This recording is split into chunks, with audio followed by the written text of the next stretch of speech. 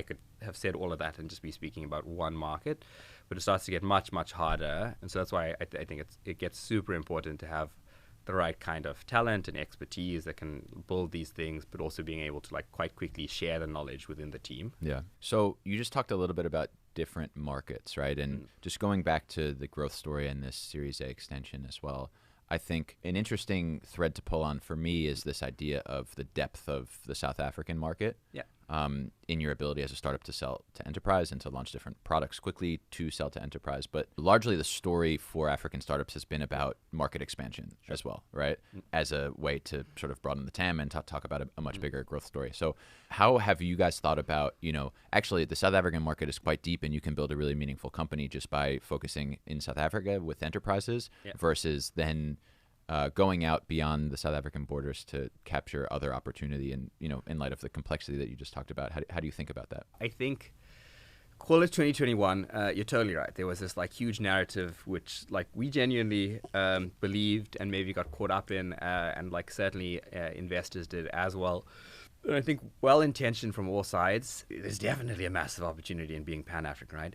It's just stupid hard, and it's going to take you like 10, 15, 25 years, right? It's going to take a really, really long time. And so I think sort of, fast forward a little bit in a very different time where people are doing very different sort of work when it comes to like diligence and working on market sizes.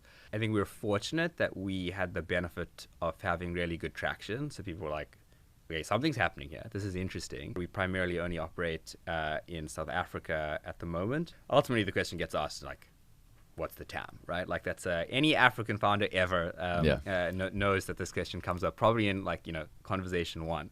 And we sort of, I think, had the benefit of the doubt because we were growing very quickly that a lot of these like top tier investors were like, let's find out. It used to be pretty damn hard to say like, no guys, I promise you like South Africa can be really big, right? And it just gets hand waved away. Like, no, I don't think so, right? You're like 60 million people. No. Whereas now it's growing like really fast. It was really surprisingly pleasant to have like a lot of these tier one VCs actually spend, a few weeks like doing research calls and like really going deep. And most of them shook out and they were like, yeah, you can build $1 billion business in just South Africa. It is actually surprisingly bigger than we thought. The financial services sector is huge, but it is very incumbent.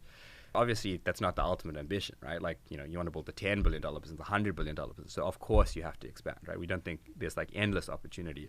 But it was really interesting that people, like, spent the time now, and they were like, let's really deeply understand, like, where Stitch is winning, like, where they can continue to win and take share. And almost everybody shook out, and they were like, you actually can build $1 billion business in just South Africa, like, super non-obvious market. Like, I completely buy that narrative that you can't do that, right? That, like, intuitively sort of makes sense, but if you actually like look under the hood, tons of people sort of have done that, which is really nice because that's like a little bit of a like, tick. You can check that, okay, this is interesting as is. Baseline, what Stitch is doing is interesting.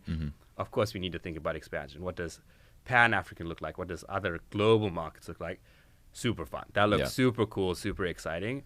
But baseline, like if these guys just continue operating here for the next year, 2 years, interesting. There's still good like room to grow, and that's been cool. And I think that's actually shifted like a lot of investor perception from that perspective.